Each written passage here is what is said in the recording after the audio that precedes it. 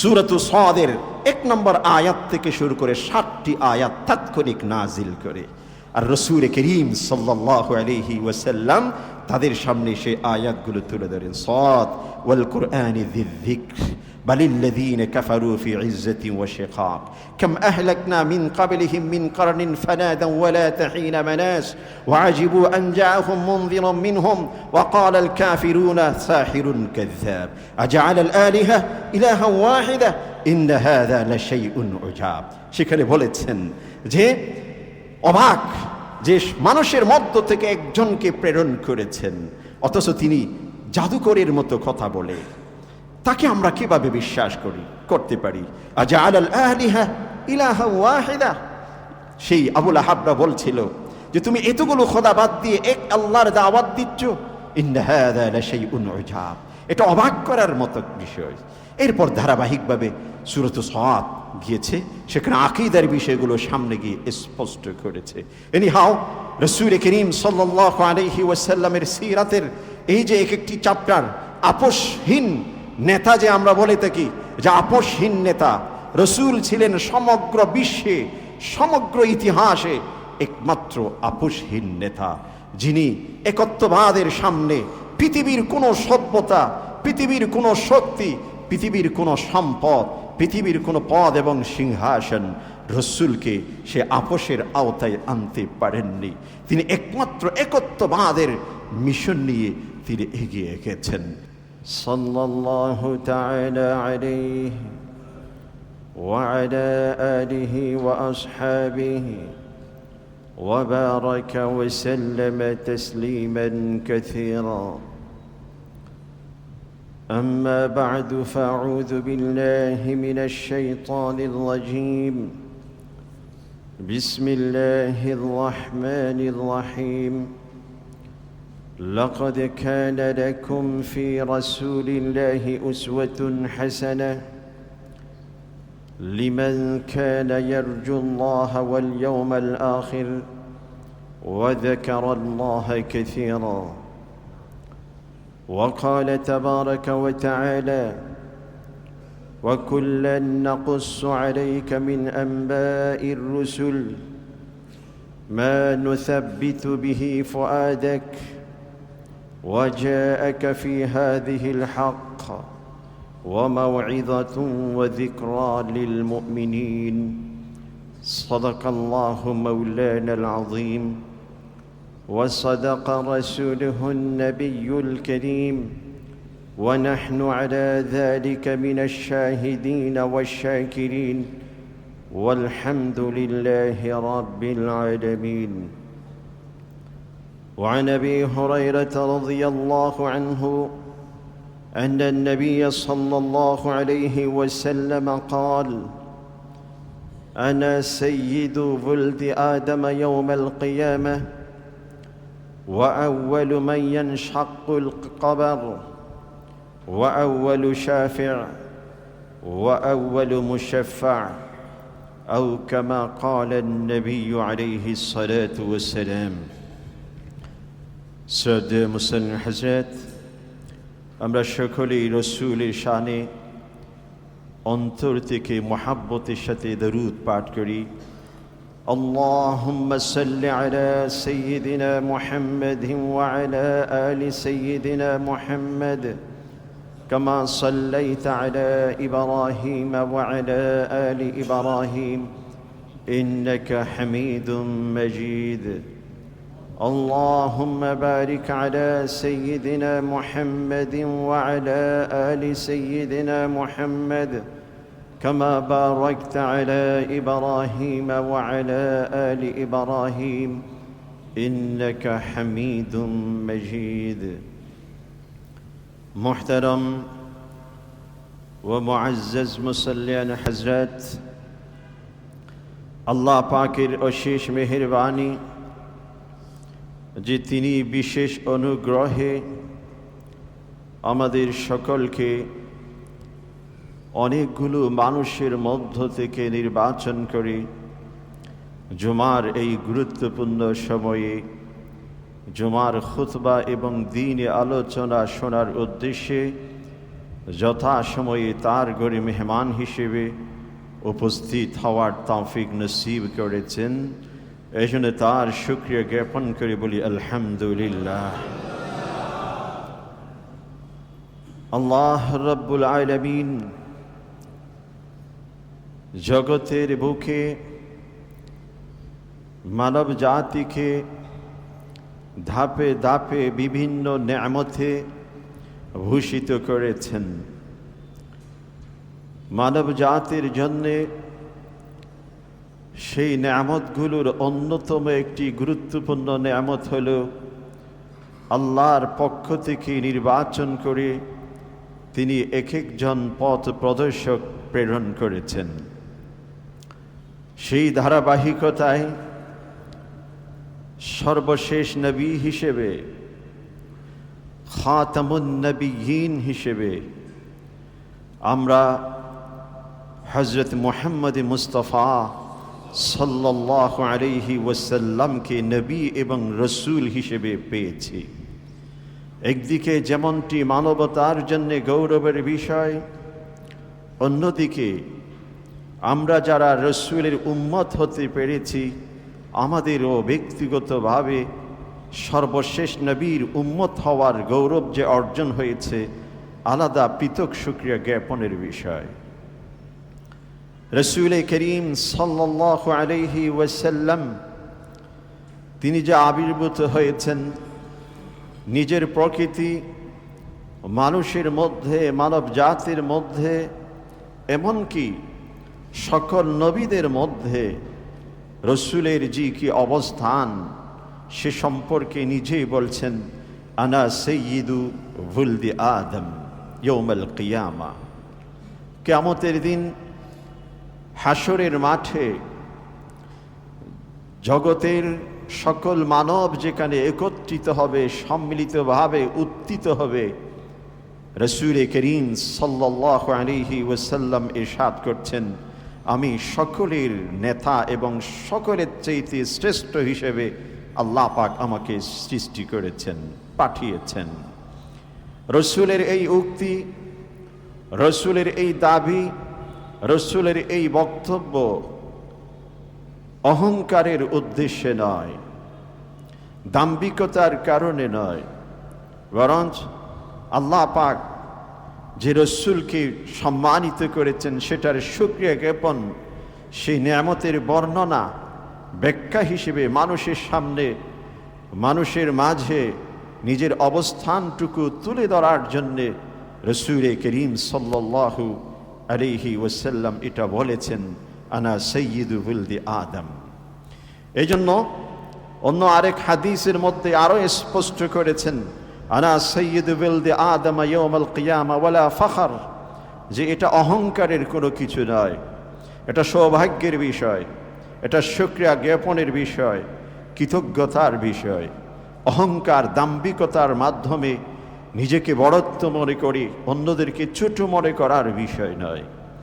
এই জন্যেই রসূল করিম সাল্লাল্লাহু আলাইহি ওয়াসাল্লাম যখনই পূর্বের কোনো নবীর ইতিহাস তুলে ধরতেন, হযরত মূসা আলাইহিস সালাতু ওয়াস সালাম, হযরত ঈসা আলাইহিস সালাতু ওয়াস সালাম, তাদেরকে আপন ভাই হিসেবে সম্বোধন করতেন, অর্থাৎ নিজের মনের ভিতর কোনো প্রকার অহংকার তিনি ধারণ করতেন না।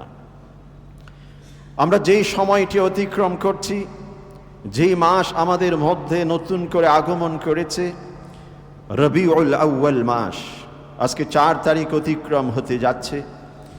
মুসলিম সমাজে, মুসলিম উম্মার মাঝে যখনই এই মাসটি আসে, মুসলিম উম্মার হৃদয়ে নতুন করে স্পন্দিত হয়, নতুন করে রসূলের ইশক, রসূলের প্রেম, রসূলের প্রতি ভালোবাসা, রসূলকে জানা, রসূলকে নিয়ে স্টাডি করা, রসূলের জীবনী, রসূলের সিরাত, রসূলের মিলাদ, এই যাবতীয় বিষয়গুলো নিয়ে মনের ভিতর খেলতে থাকে। নতুন এক উদ্যোগ, নতুন এক নিজের ভিতর উৎসাহ উদ্দীপনার সৃষ্টি হয়। সেই দৃষ্টিকোণ থেকে এই মাসটি আমাদের কাছে অনেক তাৎপর্যপূর্ণ। এই মাসে আমাদের দেশে বিভিন্ন জায়গাতে বিভিন্ন কিছু হয়ে থাকে, কিন্তু সেটা আমাদের ব্যক্তি জীবন, পারিবারিক জীবন, সামাজিক জীবনে তার তেমন কোনো প্রভাব দেখা যায় না। এটার পিছনে কারণ যে রাসূল সাল্লাল্লাহু আলাইহি ওয়াসাল্লামের জীবনী যতটুকু আমরা আলোচনার মাধ্যমে শুনি, যতটুকু সভা সমাবেশ এবং মাহফিলের মধ্যে সে সম্পর্কে আলোচনা করে অশ্রু ঝরায়, যতখানি সেটা নিয়ে রোডে রাস্তায় লাপালাপি করি, কিন্তু ব্যক্তি জীবনে সেটাকে মানার জন্যে খুব বেশি আমরা চেষ্টা করি না। এটার পিছনে অন্যতম কারণ রাসূল সম্পর্কে জানার আগ্রহের পদ্ধতি আমাদের ভুল। সিরাতুর রাসূল অর্থাৎ রাসূলের জীবনী, রাসূলের জীবন বৃত্তান্ত, এটাকে 3টি অধ্যায়ে ভাগ করা যায়। বিভিন্ন দৃষ্টিকোণ থেকে রাসূলের সিরতকে বিভিন্ন চ্যাপ্টারে, বিভিন্ন অধ্যায়ে ভাগ করা যায়।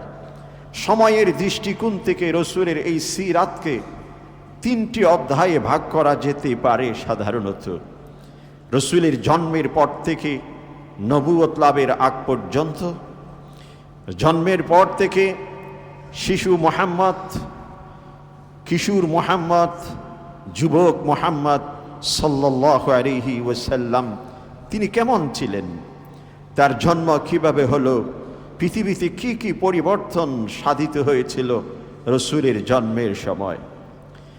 অতঃপর তিনি পারিবারিক জীবনে কি কি পেয়েছেন, কি কি পাননি, সামাজিক দৃষ্টিকোণ থেকে কতখানি অনুকূল পরিবেশ এবং কতখানি প্রতিকূল পরিবেশের মধ্যে তিনি গড়ে উঠেছিলেন, বেড়ে উঠেছিলেন, এই চিত্র এই সিরতের এই অধ্যায়ের মধ্যে চলে আসে।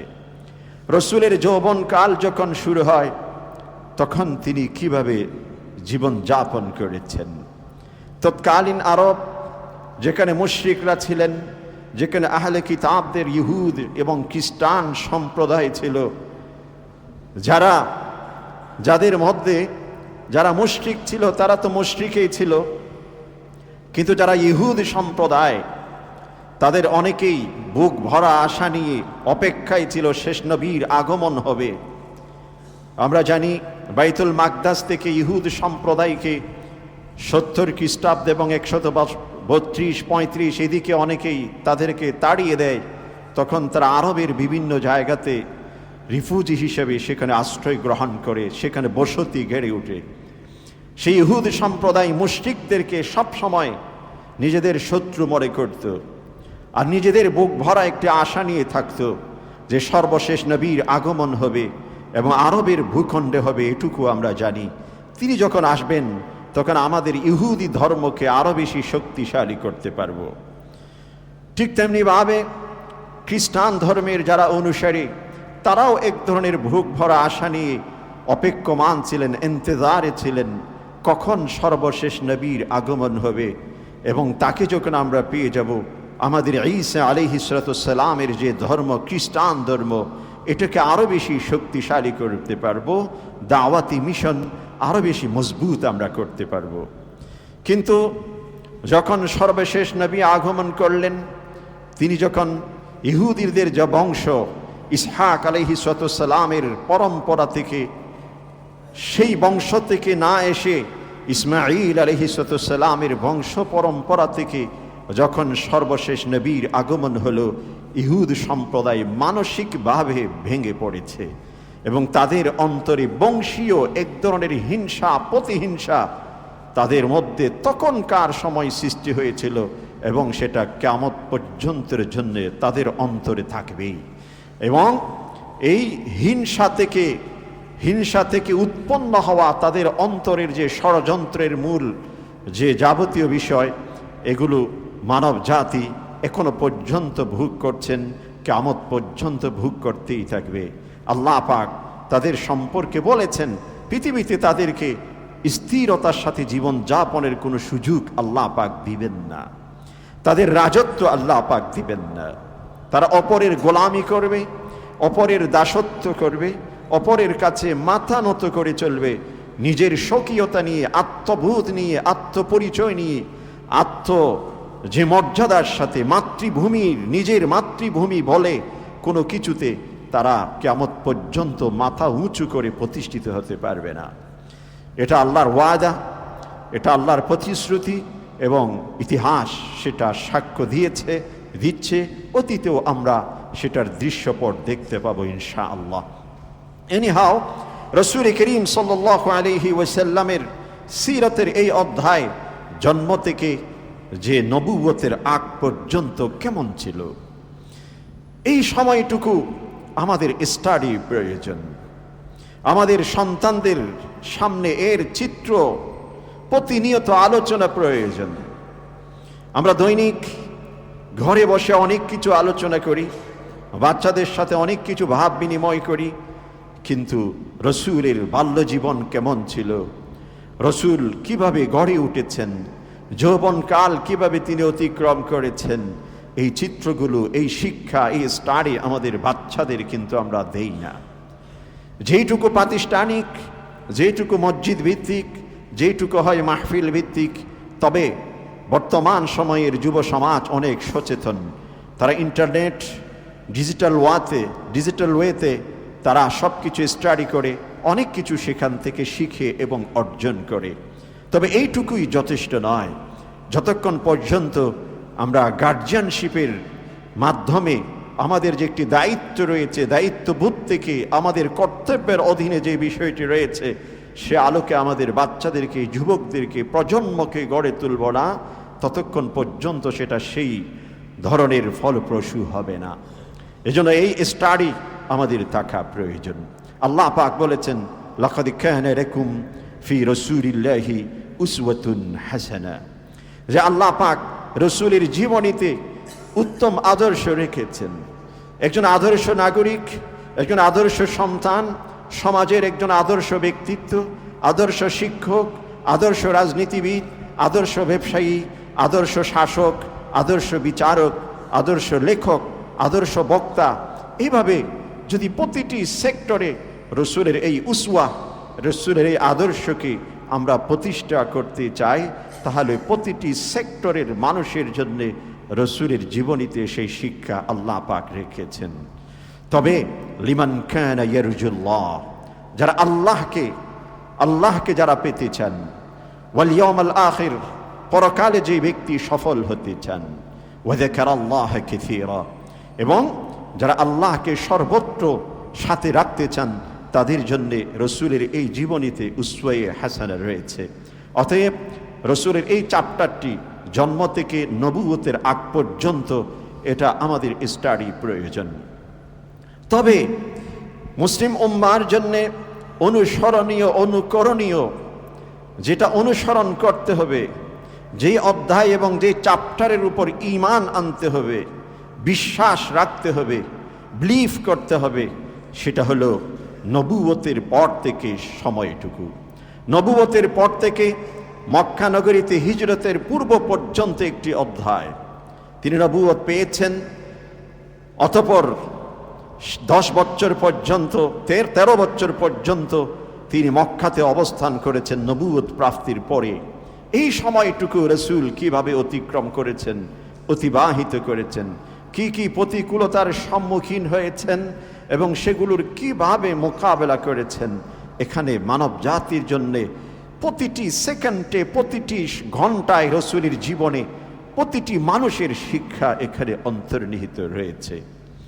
যদি একজন ব্যক্তি সফল ব্যবসায়ী হতে চান, রসূলের এই জীবনীতে ব্যবসার যাবতীয় শিক্ষা এখানে দিয়েছেন। কোন একজন ব্যক্তি যদি সফল বিচারক হতে চান, তিনিও সেখানে এই শিক্ষা পাবেন। কোন একজন ব্যক্তি যদি সফল ডিপ্লোমেট হতে চান, তার জন্যও এখানে শিক্ষা রয়েছে। আর তৃতীয় অধ্যায় হলো হিজরতের পর মদিনাতে মৃত্যুর আগ পর্যন্ত, বিদায়ের আগ পর্যন্ত রসূলের যে জীবনী, এটা হচ্ছে তৃতীয় অধ্যায়। এই 3 চ্যাপ্টার নিয়ে আমরা যদি স্টাডি করতে চাই, আমি আপনাদের দৃষ্টি আকর্ষণ করব সংক্ষিপ্ত একটি বই, একটি কিতাব, আর রহিকুল মখতুম।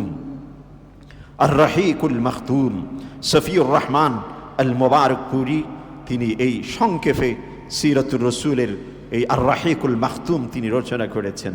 বিশ্বের 30 থেকে 40টি ভাষায় এটা অনুবাদ হয়েছে, বাংলা ভাষায় অনুবাদ হয়েছে, ইংরেজি ভাষায় অনুবাদ হয়েছে, হার্ড কপি, সফট কপি, যে কোনো জায়গাতে এটা আমরা স্টাডি করতে পারি। রসুলের এই আবির্ভূত হওয়ার এই মাসে আমি মনে করি আমাদের প্রত্যেকের অন্তত পক্ষে যে কোনো ধরনের রসুলের জীবনীর একটি কিতাব আমাদের বালিশের পাশে, আমাদের টেবিলে, আমাদের গাড়িতে, আমাদের সেলফে সবসময় থাকা উচিত। ডেলি একটি করে চ্যাপ্টারও যদি আমরা পড়ি, দুটো পৃষ্ঠা কয়েকটি শিরোনাম নিয়ে যদি আমরা স্টাডি করি, রসুলের সাথে পরিচিত হওয়ার সুযোগ হবে। রসুলের সিরাত কেন স্টাডি করব? রসুলের সিরাত এই জন্য স্টাডি করব, আল্লাহ পাক নিজেই বলেছেন সূরাতুল আরাফে, ওয়াকুল্লান নাকুসসু আলাইকা মিন আনবাইর রুসুল। হ্যাঁ আমার প্রিয় হাবিব, আমি অতীতের যত নবী, যত রসুল অতিক্রম হয়েছেন, তাদের সকলের জীবনী, সকলের ইতিহাস আমি তোমার সামনে তুলে ধরেছি। মা নুসাব্বিতু বিহি ফুআদাক। এটা এই জন্যে প্রত্যেক নবী এবং রসুলের জীবনীতে আমাদের ঈমানকে, আমাদের বিশ্বাসকে, আমাদের অন্তর জগৎকে মজবুত এবং শক্তিশালী করার শিক্ষা রয়েছে। ওয়াজাআকা ফি হাযিহিল হক, এবং এরই মাধ্যমে সত্যটুকু আমরা অর্জন করতে পারবো। ওয়া মাউইযা, এখানে আমাদের জন্য নসিহত রয়েছে। ওয়া যিকরা লিল মুমিনিন, মুসলিম উম্মার জন্য এখানে অনেক আদর্শ রয়েছে। এজন্য সকল নবীদের ইতিহাসের মধ্যেই আদর্শ রয়েছে, শিক্ষা রয়েছে। আর সর্বশেষ নবীর উম্মত হিসেবে আমাদের সকলের রসুলের এই সিরত সম্পর্কে নলেজ থাকা প্রয়োজন, জ্ঞান থাকা প্রয়োজন। তৎকালীন আরব রসুল করিম সাল্লাল্লাহু আলাইহি ওয়াসাল্লাম যখন দ্বীনের দাওয়াত দিয়েছেন, রসুলের কাছে এসে তারা আপোষ করতে চেয়েছেন, অনেকগুলো বিষয় আপোষ করতে চেয়েছেন। রসুলকে সেই দাওয়াত থেকে প্রতিহত করতে সর্বোপরি চেষ্টা করেছেন। প্রাথমিক পর্যায়ে বুঝিয়েছেন, চুক্তি করতে চেয়েছেন, লোভ দেখিয়েছেন, অনেকগুলো প্রপোজাল রসুলের সামনে উপস্থাপন করেছেন। কিন্তু রসুল করিম সাল্লাল্লাহু আলাইহি ওয়াসাল্লাম তার একটি মিশন, একত্ববাদের দাওয়াত থেকে তিনি এক মুহূর্তের জন্যেও এদিক সেদিক তাকে টলাতে পারেননি। রসুল করিম সাল্লাল্লাহু আলাইহি ওয়াসাল্লামের কাছে যে আবু জেহেল, আবু লাহাবরা প্রাথমিক পর্যায়ে যে Utba ibn Walid, Utba ibn Rabia তাকে রসুলের কাছে প্রেরণ করে যে তাকে তুমি বুঝাও, তাকে আমাদের পথে নিয়ে আসো, তাকে যে কোনো প্রস্তাব সে গ্রহণ করতে চায়, সে প্রপোজাল তার সামনে উপস্থাপন করো। রসুল করিম সাল্লাল্লাহু আলাইহি ওয়াসাল্লাম নবুয়ত প্রাপ্তির পর বাইতুল্লাহতে, মক্কার বাইতুল্লাহর পাশে তিনি ইবাদতে মগ্ন ছিলেন। ঠিক সেই সময় উতবা রসুলের সামনে গিয়ে উপস্থিত। রাসূলুল্লাহ সাল্লাল্লাহু আলাইহি ওয়াসাল্লামকে বললেন, ইয়া মুহাম্মদ ইন্নাকা আতাইতা কওমাকা বিআমরিন আযীম। হে মুহাম্মদ, তুমি আমাদের কুরাইশের বংশের গৌরব।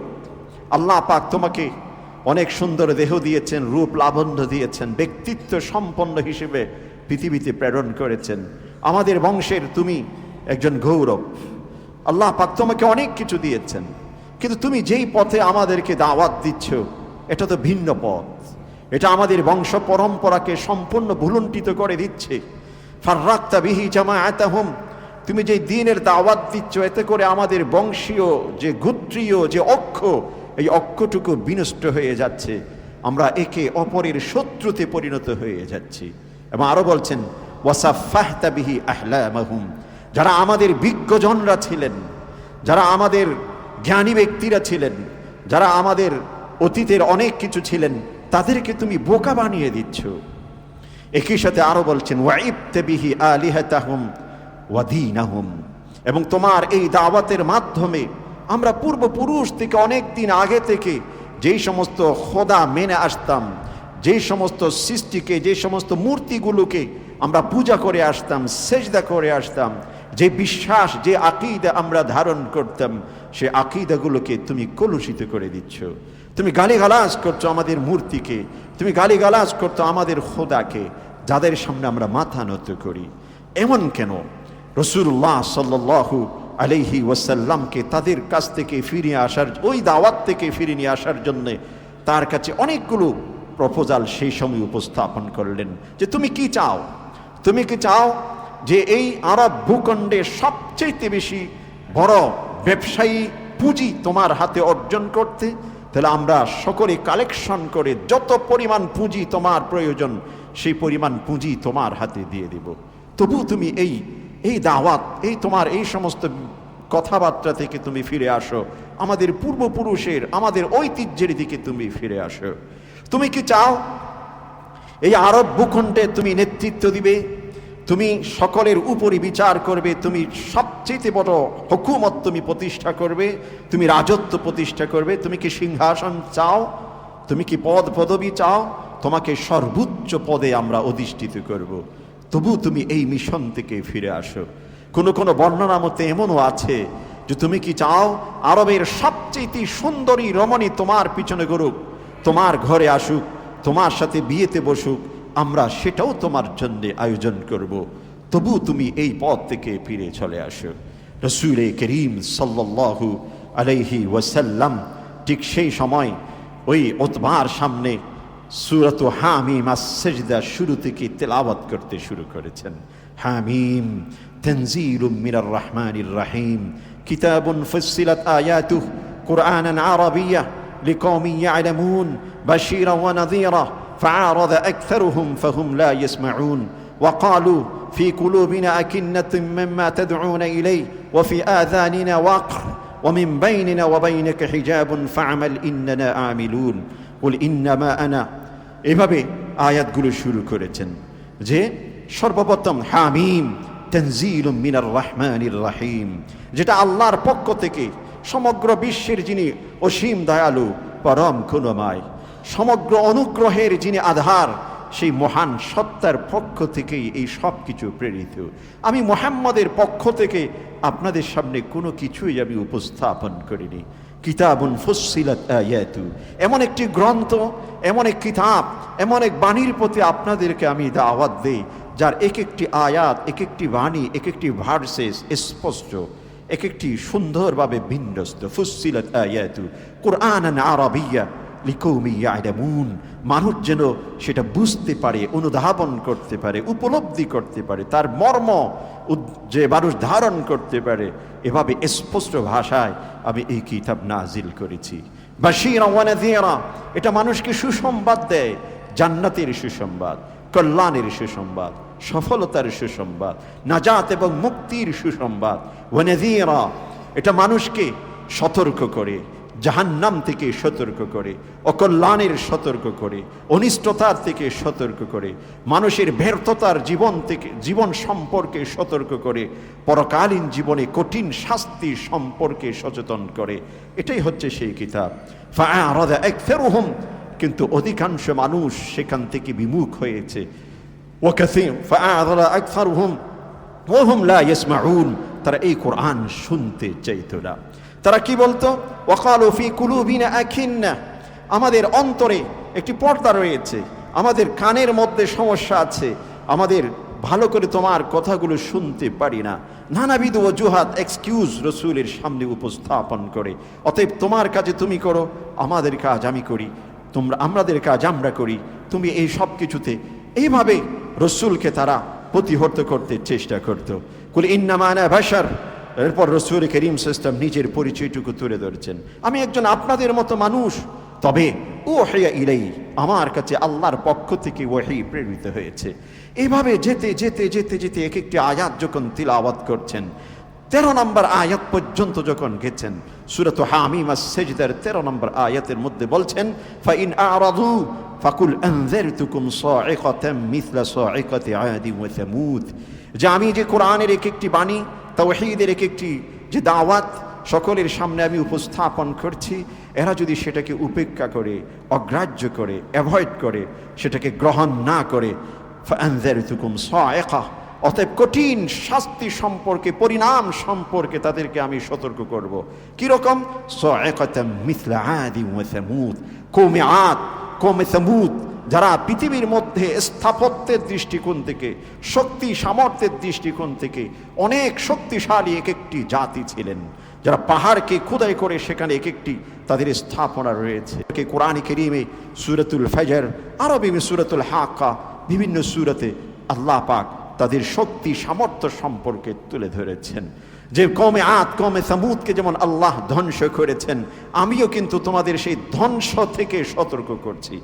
এই আয়াতটি যখন উতবার সামনে, উতবা ইবনে রবিআর সামনে রাসূল করিম সাল্লাল্লাহু আলাইহি ওয়াসাল্লাম তিলাওয়াত করেছেন, উতবা সাথে সাথে রাসূলের মুখে হাত দিয়ে দিয়েছেন, হে মুহাম্মদ তুমি আর পড়ো, সামনে আর পড়ো না, সামনে আর পড়ো না, কারণ তুমি তোমার বংশদেরকে আল্লাহর গজব থেকে রক্ষা করো। রাসূল করিম সাল্লাল্লাহু আলাইহি ওয়াসাল্লাম থেমে নেন, থামেননি, তিনি পড়তে আছেন, পড়তে 38 নম্বর আয়াতে যখন গেছে সেখানে একটি সেজদা আছে, একটি সেজদা, হামিম আস সেজদা। সেজদার মধ্যে কি বলা হয়েছে? সেজদার আয়াতটির মধ্যে বলা হয়েছে যে আল্লাহ পাকের সৃষ্টির এক একটি নিদর্শনের মধ্য থেকে অন্যতম হলো আসমান ও জমিন, এবং একই সাথে চন্দ্র সূর্য। এগুলো আল্লাহ পাকের এক একটি বৃহৎ এক একটি সৃষ্টি জগৎ। অতএব তোমরা আসমান এবং জমিনের সেজদা করো না, চন্দ্র এবং সূর্যের সেজদা করো না, কোন সৃষ্টি জগতের সেজদা করো না, একমাত্র সেই আল্লাহকে তোমরা সেজদা করো, এক আল্লাহর সামনে মাথা নত করো, যিনি এই সব কিছুকে সৃষ্টি করেছেন। সত্যিকার অর্থে তোমরা যদি সত্যের অনুসন্ধানী হয়ে থাকো। এরপর বলছেন যদি তোমরা এই পথ থেকে ফিরে না আসো, চাঁদকে সেজদা করতে শুরু করো, চন্দ্রকে সেজদা করতে শুরু করো, যে আগুনকে তোমরা সেজদা করো, তোমাদের হাতে তৈরি করা খোদাই করা মূর্তিকে তোমরা যদি সেজদা করো, তবে স্মরণ রাখো তোমাদের সেজদা, তোমাদের ইবাদতের প্রতি আল্লাহ পাক কোনো মুহূর্তের জন্যই মুখাপেক্ষী নন। আসমান ও জমিনে আল্লাহ পাক এত সৃষ্টি জগৎ, এত মালাইকা, এত সৃষ্টি জগৎ রেখেছেন। প্রতিটি সৃষ্টি জগৎ প্রতিটি মুহূর্তে আল্লাহ পাকের শ্রেষ্ঠত্ব, আল্লাহ পাকের পবিত্রতা, আল্লাহ পাকের প্রশংসা ধ্বনি উচ্চারণ করছেন। আল্লাহ পাক অন্য আয়াতের মধ্যে বলেছেন, যে সূরাত ইয়াসিনের মধ্যে বলেছেন, আওয়ালাইসাল্লাযী খালাকাস সামাওয়াতি ওয়াল আরদ বিকাদিরিন আলা আন ইয়াখলুকা মিসলাহুম বালা ওয়া হুয়াল খাল্লাকুল আলীম। তিনি কি সেই সত্তা নন যিনি আসমান ও জমিন যেমনটি সৃষ্টি করেছেন, এরকম হাজারো আসমান ও জমিন, এরকম হাজারো মানব জাতি, এরকম হাজারো জগৎ তিনি সৃষ্টি করতে পারেন। ওয়া হুয়াল খাল্লাক, তিনি হচ্ছেন মহান স্রষ্টা, তিনি সব কিছু সম্পর্কে জ্ঞান রাখেন। এভাবে উতবা ইবনে রবিআ রাসূলকে তার মিশন থেকে ফেরাতে পারেনি। উতবা শেষ পর্যন্ত নিজেদের দলবলের কাছে ফিরে চলে গেছেন। ফিরে যাওয়ার পর তাদেরকে বলল, ভাই তোমরা মুহাম্মদকে তার মিশন থেকে ফেরাতে পারবে না, তাকে তার কাজ করতে দাও, তার সাথে তোমরা তর্কে বিতর্কে যেও না, সে যে কথা শোনাচ্ছে তোমরা যদি শুনো অবাক হয়ে যাবে। তখন সকলে উতবা ইবনে রবিআকে বলল, সাহারাকা ইয়া আবাল ওয়ালিদ বিলিসানি, হে আবাল ওয়ালিদ, মুহাম্মদ ইবনে আব্দুল্লাহ তোমাকে তার বক্তব্যের মাধ্যমে তোমাকে জাদু করে বসেছে, তুমি তার ম্যাজিকে তুমি হেরে গেছো, অতএব তুমি এখানে তোমার কোনো প্রভাব, তুমি যেই উদ্দেশ্যে গিয়েছিলে সে কাজটুকু তুমি করতে পারোনি। এভাবে রাসূল করিম সাল্লাল্লাহু আলাইহি ওয়াসাল্লাম উতবার দাওয়াতকে ফিরিয়ে দিয়েছেন। এর পরবর্তীতে আরেকটি দল রাসূলের কাছে এসেছেন, যে সেখানে ছিল ওয়ালিদ ইবনে মুগীরা, ছিল আস বিন ওয়াইল, সেখানে ছিল অনেক সাহাবী, অনেক কাফির মুশরিকদের আরেকটি দল, 10 থেকে 12 জনের একটি দল রাসূলের কাছে পরবর্তীতে আবারও তাকে ফেরানোর জন্য এসেছেন। ইয়া মুহাম্মদ, হে মুহাম্মদ তুমি ফিরে আসো, তুমি এই কাজ আমাদেরকে, তোমার এই যে মিশন থেকে ফিরে আসো, তবে আমাদের সাথে একটা তুমি চুক্তিতে বসতে পারো। হালুম্মা ইয়া মুহাম্মদ ফালনা'বুদ মা তা'বুদ ওয়া তা'বুদ মা না'বুদ ফালনাশতারিক নাহনু ওয়া আনতা ফি হাযাল আমর। হে মুহাম্মদ, তুমি যেহেতু এক আল্লাহর দাওয়াত দিচ্ছ, ঠিক আছে, তোমার দাওয়াতে তুমি ঠিক থাকো, আর আমরা যেহেতু আমাদের পূর্ব থেকে অনেক ইলাহকে, লাত উজ্জা মানাত, অনেকগুলো আমাদের ইলাহ, অনেকগুলো খোদা আছে যাদের সামনে সেজদা করি, ওগুলোকে আমরা অতীত থেকে করে আসছি। তো একটা কাজ করা যেতে পারে যে কিছু সময়, 1 বছর বা 6 মাস আমরা তোমার এক আল্লাহর ইবাদত করব, আর বাকি 6 মাস তুমি আমাদের খোদাগুলোর ইবাদত করবে। এইভাবে আমাদের সাথে একটা চুক্তি হতে পারে না? রাসূল করিম সাল্লাল্লাহু আলাইহি ওয়াসাল্লাম ঠিক সেই সময় আল্লাহ পাক আয়াত নাজিল করেছেন সূরাতুল কাফিরুন, কুল ইয়া আইয়ুহাল কাফিরুন লা আ'বুদু মা তা'বুদুন ওয়ালা আনতুম আ'বিদুনা মা আ'বুদ ওয়ালা আনা আ'বিদুম মা আ'বাদতুম ওয়ালা আনতুম আ'বিদুনা মা আ'বুদ লাকুম দীনুকুম ওয়ালিয়া দীন। রসূল বাণীটুকু শুনিয়ে দিয়েছেন, হে কাফির সম্প্রদায়, তোমরা যার ইবাদত করো তার ইবাদত আমি কশিনকালও করতে পারি না। হ্যাঁ, আমি যেই রবের দিকে দাওয়াত দিচ্ছি তোমরা সেটাকে মানো বা না মানো, তোমরা যদি তার ইবাদত করতে চাও তো করতে পারো, আর যদি না করো তোমাদের পরিণাম কি হবে তোমরাই নির্বাচন করবে। তবে আমি মুহাম্মদ কখনো তোমাদের রবের ইবাদত করতে পারি না। লাকুম দীনুকুম ওয়ালিয়া দীন, লাকুম দীনুকুম ওয়ালিয়া দীন, এর কিন্তু অনেকগুলো ব্যাখ্যা রয়েছে। আমাদের সমাজে এটার ভুল ব্যাখ্যা দেয়, ওটা আরেক সময় আলোচনা করব, সময় সংক্ষিপ্ত। এরপর রাসূল করিম সাল্লাল্লাহু আলাইহি ওয়াসাল্লাম এদের যে দাওয়াত এইটুকু তিনি গ্রহণ করেননি, তাদেরকে সেখানেই চুপ করে দিয়েছেন। এরপর রাসূল করিম সাল্লাল্লাহু আলাইহি ওয়াসাল্লামের জন্য যে মক্কি জীবনে ডাল হিসেবে প্রাথমিক পর্যায়ে যিনি কাজ করেছিলেন, প্রাচীরের মতো যিনি কাজ করেছিলেন, তিনি হচ্ছেন আবি তালেব, রাসূলের চাচা, যার জন্যে মক্কার ওই কাফের মুশরিক রসুলকে আক্রমণ করতে পারতেন না, কোনো কিছু বলতে পারতেন না। আবু তালেবের কাছে কাফের মুশরিকরা কয়েক ধাপে প্রস্তাব দিয়েছে। সর্বপ্রথম একবার বলেছেন তিনি রাসূলুল্লাহ সাল্লাল্লাহু আলাইহি ওয়াসাল্লামকে প্রাথমিক পর্যায়ে না করেছেন, কিছু বলেননি, রসুলও কিছু বলেননি, তারও অনেক বিশ্লেষণ রয়েছে। দ্বিতীয় ধাপে রসুলকে যখন আবু তালেবকে কাফের মুশরিকরা আরও যখন কঠোরভাবে প্রস্তাব দিল, তুমি মুহাম্মদকে প্রতিহত করো, নিষেধ করো, কন্ট্রোল করো, নিয়ন্ত্রণ করো, না হয় তাকে আমাদের হাত থেকে বাঁচাতে পারবে না। অতঃপর রাসূল করিম সাল্লাল্লাহু আলাইহি ওয়াসাল্লামকে আবু তালেব কাছে ডেকে খুব আন্তরিকতার সাথে, হৃদ্যতার সাথে উপস্থাপন করলেন যে আমি চাই না তোমাকে হারাতে, আমি চাই না তোমার উপর কেউ আক্রমণ করুক, অতএব তুমি এই মিশন থেকে ফিরে আসো।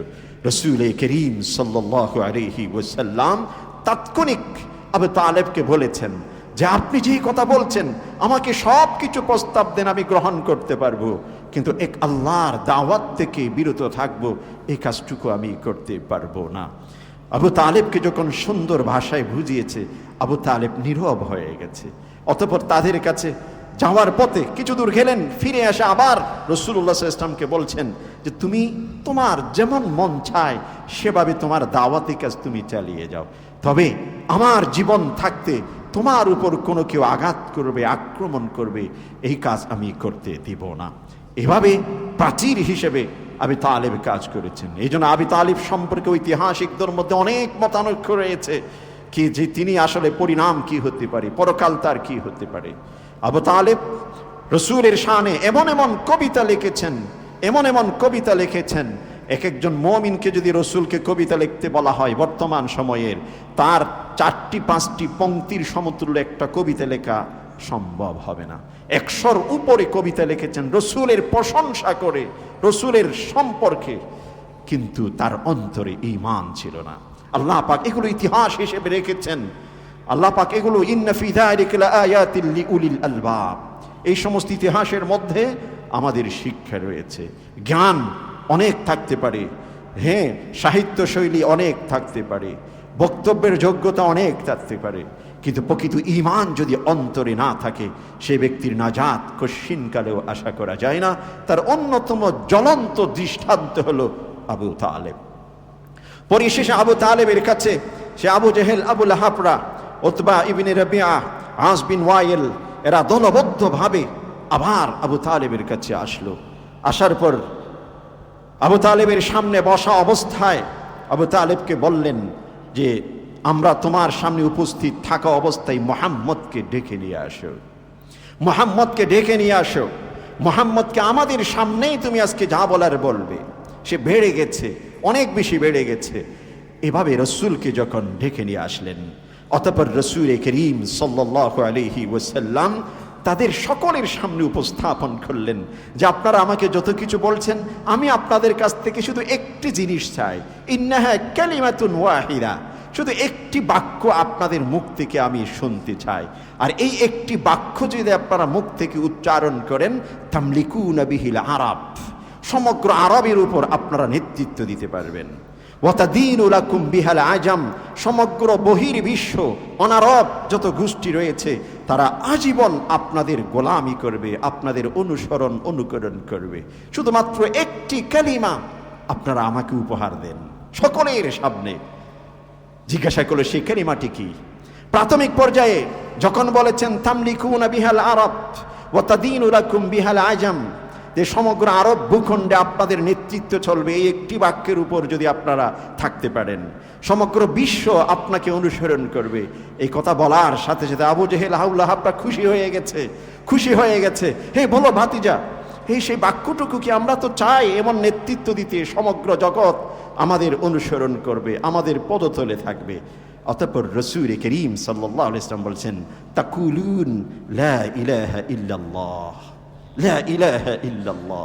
আপনারা আমাকে শুধু একটি কালিমা, একটি বাক্য উপহার দেন, এক আল্লাহ ব্যতীত পৃথিবীতে আর কোনো উপাস্য নেই।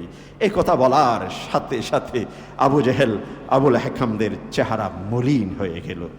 যেই পথ থেকে তোমাকে বিরত করার জন্যে, যেই পথ থেকে, যেই জগৎ থেকে তোমাকে ফিরিয়ে নেওয়া যাওয়ার জন্যে আমরা এখানে উপস্থিত হয়েছি, তুমি আমাদেরকে সেই পথের সেই কালিমার দাওয়াত দিচ্ছ। এরপর তারা সেখান থেকে যখন চলে যাবে, যাওয়ার পূর্বে বলছেন তুমি যে আমাদের অনেকগুলো ইলাহ আছে, লাত আছে, ওলাত উজ্জা আছে, মানাত আছে, তাদের এরকম 10টি 12টি এক একটা মূর্তির নাম ছিল। এক একটি চ্যাপ্টারকে কেন্দ্র, ভাগ্য, হায়াত, রিজিক ইত্যাদি বিভিন্ন কিছুকে কেন্দ্র করে তার এক একটি মূর্তি ছিল, এক একটি ভূতকে তারা পূজা করত। যে আমাদের এতগুলো ইলাহ আছে, এতগুলো ইলাহ বাদ দিয়ে তুমি এক ইলাহের কথা বলছো, এতগুলো খোদাকে বাদ দিয়ে শুধুমাত্র একজন খোদার কথা বলছো, এটা কেমন হতে পারে? ঠিক সেই সময়ে আল্লাহ পাক কোরআনে কারীমের সূরাতু সাদের 1 নম্বর আয়াত থেকে শুরু করে 60টি আয়াত তাৎক্ষণিক নাজিল করে।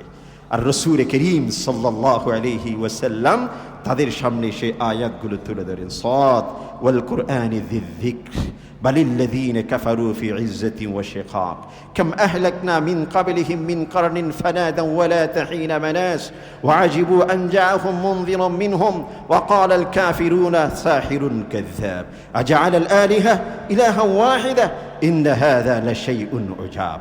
সেখানে বলেছেন যে অবাক যে মানুষের মধ্য থেকে একজনকে প্রেরণ করেছেন, অথচ তিনি জাদুকরের মতো কথা বলে, তাকে আমরা কিভাবে বিশ্বাস করতে পারি? আজআলাল আলিহা ইলাহা ওয়াহিদা। সেই আবুল আহাবরা বলছিল যে তুমি এতগুলো খোদা বাদ দিয়ে এক আল্লাহর দাওয়াত দিচ্ছ, ইন্না হাযা লাশাইউন উজাব, এটা অবাক করার মতো বিষয়। এরপর ধারাবাহিকভাবে সূরাতুস সাদ গিয়েছে, সেখানে আকীদার বিষয়গুলো সামনে গিয়ে স্পষ্ট করেছে। এনিহাও রাসূল করিম সাল্লাল্লাহু আলাইহি ওয়াসাল্লামের সিরাতের এই যে এক একটি চ্যাপ্টার, আপোষহীন নেতা যে আমরা বলে থাকি, যে আপোষহীন নেতা, রাসূল ছিলেন সমগ্র বিশ্বে, সমগ্র ইতিহাসে একমাত্র আপোষহীন নেতা, যিনি একত্ববাদের সামনে পৃথিবীর কোনো সভ্যতা, পৃথিবীর কোনো শক্তি, পৃথিবীর কোনো সম্পদ, পৃথিবীর কোনো পদ এবং সিংহাসন রাসূলকে সে আপোষের আওতায় আনতে পারেননি। তিনি একমাত্র একত্ববাদের মিশন নিয়ে তিনি এগিয়ে গেছেন। রাসূল করিম সাল্লাল্লাহু আলাইহি ওয়াসাল্লামের সিরাত যদি আমরা জানি, আমাদের ঈমান মজবুত হবে, আমাদের ঈমান মজবুত হবে। রাসূল করিম সাল্লাল্লাহু আলাইহি ওয়াসাল্লাম বলছেন কুল ইয়া আইয়ুহান নাস ইন্নী রাসূলুল্লাহি ইলাইকুম জামিআন আল্লাযী লাহু মুলকুস সামাওয়াতি ওয়াল আরদ লা ইলাহা ইল্লা হুয়া ইউহয়ী ওয়া ইউমীত ফাআমিনু বিল্লাহি ওয়া রাসূলিহিন নাবিয়্যিল উম্মি আল্লাযী ইউমিনু বিল্লাহি ওয়া কালিমাতিহি ওয়াত্তাবিউহু লাআল্লাকুম তাহতাদুন। রাসূল বলছেন হে মানব সকল, ইয়া আইয়ুহান নাস, হে মানব সকল। এখানে দেখুন আল্লাহ পাক আল্লাহ পাক এভাবে বলেননি কুল ইয়া আইয়ুহাল্লাযীনা আমানু, হে আমার প্রিয় হাবিব তুমি মুমিন সম্প্রদায়কে সম্বোধন করে বলো, এটা বলেননি। এটা ঈমানের দাওয়াত, সকল সেক্টরের মানুষ, সকল ধর্মের বিশ্বাসীর মানুষের প্রতি আল্লাহর পক্ষ থেকে চূড়ান্ত আহ্বান। ইয়া আইয়ুহান নাস, হে মানব সকল, যে আমিনু বিল্লাহি ওয়া রাসূলি, তোমরা আল্লাহ এবং তার রাসূলের, আইয়ুহান নাস ইন্নী রাসূলুল্লাহি ইলাইকুম জামিআ, আমি তোমাদের সকলের কাছে আল্লাহর পক্ষ থেকে রাসূল হিসেবে প্রেরিত হয়েছি। সকল সেক্টরের, সেটা আরব হোক, আজম হোক, আমেরিকান হোক, ইউরোপিয়ান হোক, এশিয়া মহাদেশের হোক, সারা বিশ্বের যে কোনো প্রান্তের হোক না কেন, সকল মানুষের জন্য রাসূল হিসেবে প্রেরিত হয়েছে। লা ইলাহা ইল্লা হু ইউহয়ী ওয়া ইউমীত, সমগ্র জগতে একমাত্র এক আল্লাহর ইবাদত করা যায়, কারণ তিনি মানুষকে জীবন দেন, তিনি মানুষকে মৃত্যু দান করেন। শ্রদ্ধেয় মুসল্লি হযরত, আপনাদের সকলের সামনে দিয়ে একটি সহযোগিতা বক্স মসজিদের যাচ্ছে। আমরা সকলেই জানি ইদানিং আমাদের মসজিদের ব্যয়ভার অনেক বেড়ে গেছে। আমরা মসজিদে আন্তরিকতার সাথে বেশি বেশি দান করতে চেষ্টা করব, বেশি বেশি সহযোগিতা করতে চেষ্টা করব। মসজিদের আরও বিভিন্ন পরিকল্পনা রয়েছে, যাবতীয় পরিকল্পনা যেন আমরা সুন্দরভাবে আপনাদের উপহার দিতে পারি, তার জন্য অবশ্যই একটি আমাদের ফান্ড প্রয়োজন। আর এই ফান্ড হবে আপনাদের মাধ্যমে। আপনাদের হাত যত বেশি সম্প্রসারিত হবে, প্রশস্ত হবে, তত বেশি আমাদের ফান্ড সমৃদ্ধ হবে, আর তত বেশি আমাদের পরিকল্পনাগুলো বাস্তবায়ন আমাদের জন্য সহজ হবে। আল্লাহ পাক সকলকে তৌফিক নসিব করুন। যে বিষয়টি বলছিলাম, রসুল বলছেন যে আমি সমগ্র মানব জাতির জন্যে রসুল হিসেবে প্রেরিত হয়েছি। একমাত্র এক আল্লাহর দাওয়াত, যে এক আল্লাহ ব্যতীত পৃথিবীতে অন্য কোনো উপাস্য নেই। এক আল্লাহ ব্যতীত পৃথিবীতে অন্য কোনো উপাস্য নেই। এটা শুধুমাত্র সেজদার সাথে সম্পৃক্ত নয়, এটা শুধুমাত্র সিয়ামের সাথে সম্পৃক্ত নয়, এটা শুধুমাত্র জাকাতের সাথে সম্পৃক্ত নয়, এটা শুধুমাত্র মৌসুমে হজ এবং উমরার সাথে সম্পৃক্ত নয়, মানুষের হায়াতের প্রতিটি কাজের সাথে সম্পৃক্ত। লা ইলাহা ইল্লাহু, লা ইলাহা ইল্লাহু। পৃথিবীতে একমাত্র এক আল্লাহর ইবাদত করা যেতে পারে, এক আল্লাহর বিধানকে অনুসরণ করা যেতে পারে, এক আল্লাহর নির্দেশকে মানা যেতে পারে, এক আল্লাহর নিষেধাজ্ঞাকে অনুসরণ করা যেতে পারে। আর পৃথিবীর অন্য কোনো মানব রচিত যে কোনো প্রকারের আদেশ এবং নিষেধ, যে কোনো অর্ডার, এটা মানুষের জন্য সেই কল্যাণ বয়ে নিয়ে আসতে পারে না যে কল্যাণ একত্ববাদ ভিত্তিক ওয়াননেস কনসেপ্টের উপর বেসড করে যে থিওরি হবে, যেই জীবনযাপন হবে, সেটা যে কল্যাণ নিয়ে আসতে পারবে, সেটা অন্য কোনো কিছু কশ্চিনকালও নিয়ে আসতে পারবে না। ফামিনু বিল্লাহ, অতঃপর তোমরা এক আল্লাহর উপরে বিশ্বাস করো, ওয়া রাসূলিহি, তার পক্ষ থেকে প্রেরিত রসুলের উপর বিশ্বাস করো। কোন রসুল? আন-নবিয়ুল উম্মি আল্লাযী ইউমিনু বিল্লাহি ওয়া কালিমাতিহি। আমি রসুল, শুধুমাত্র রসুল দাবি করছি তাই নয়, আমিও এক আল্লাহর প্রতি বিশ্বাস করি। আল্লাহর পক্ষ থেকে যত কালিমাত, যত আয়াত, যত কালাম, যত ওয়াহি, যত বিধান, যত আহকাম, সব কিছুর প্রতি আমি বিশ্বাস করি। ওয়াত্তাবিউহ, এবং তার তোমরা অনুসরণ করো। লাআল্লাকুম তাহতাদুন, তাহলে অবশ্যই তোমরা দিশা পাবে। লাআল্লাকুম তাহতাদুন, অত্যন্ত প্রশস্ত কনসেপ্ট নিয়ে আল্লাহ পাক বলছেন লাআল্লাকুম তাহতাদুন। আল্লামা ইবনুল কাইয়্যিম আল জাওজি, তিনি একটি কিতাব লিখেছেন, মাদারিজুস সালিকিন ফি মানাজিল ইয়াকা না'বুদু ওয়া ইয়াকা নাস্তাঈন। 3 খণ্ডের একটি কিতাব তিনি লিখেছেন, 3 খণ্ডের। এটা ইংরেজিতে অনুবাদ হয়েছে, বাংলাতে হয়েছে কিনা আমার দৃষ্টিতে পড়েনি। যেহেতু আমরা অনেকেই আলহামদুলিল্লাহ ইংরেজি ভাষা অনেকেই বলতে পারি, বুঝতে পারি, সফট কপি নেটে সার্চ দিলে পেয়ে যাবেন যে মাদারিজুস সালিকিন। সেই কিতাবের মধ্যে মানুষের হেদায়েতের একটি স্তরের কথা তিনি বলেছেন। আমরা যে নামাজে দাঁড়িয়ে বলি ইয়াকা না'বুদু ওয়া ইয়াকা নাস্তাঈন ইহদিনাস সিরাতাল মুস্তাকিম, হে আল্লাহ আমাদেরকে সরল পথের দিশা দিন। এই যে দিশা, হেদায়েত, হেদায়েতের কোয়ালিটি কি কি হতে পারে? প্রথম সেক্টরের কোয়ালিটি, তারপরে এরকম 100 পর্যন্ত আরো 1000 স্তরের কোয়ালিটি রয়েছে। আল্লাহ পাক এই আয়াতের মধ্যে যে বলেছেন লাআল্লাকুম তাহতাদুন, তোমরা হেদায়েত প্রাপ্ত হবে, এই হেদায়েতের স্তর কিন্তু অনেকগুলো রয়েছে। আমার এক আল্লাহ ভিত্তিক বিশ্বাস যদি শুধুমাত্র 5 ওয়াক্ত নামাজের সেজদার মধ্যে সীমাবদ্ধ থাকে, সেখানে থাকবে এক ধরনের হেদায়েত। আমার সেই হেদায়েত, আমার সেই বিশ্বাস, এক আল্লাহর প্রতি বিশ্বাস যদি নামাজের 5 ওয়াক্ত সেজদার বাহিরে যখন মসজিদ থেকে বের হব, আমার ব্যবসার মধ্যে সেটার রং আসে, তাহলে সেখানে লাআল্লাকুম তাহতাদুনের হেদায়েত হবে অন্য স্তরের। আমার ঘরের আঙ্গিনায় যদি সেটা আরো সুন্দর করে সাজাতে পারি, সেই বিশ্বাসকে লাআল্লাকুম তাহতাদুনের স্তর আরো বেশি কোয়ালিটি সম্পন্ন হবে। আমার ব্যক্তি জীবনের সব কিছুকে যদি ওই আল্লাহ একত্ববাদ এবং রসূলের আদর্শের উপর, সিরার উপর ভিত্তি করে সাজাতে পারি, লাআল্লাকুম তাহতাদুনের কোয়ালিটি আরো বেশি মজবুত হবে। এইভাবে আমার ঈমান যত বেশি মজবুত হবে, আমার রসূলের আদর্শ সিরার প্রতি অনুকরণ যত বেশি মজবুত হবে, তত বেশি আমার লাআল্লাকুম তাহতাদুন ইহদিনাস সিরাতাল মুস্তাকিম এটার কোয়ালিটি বৃদ্ধি পাবে।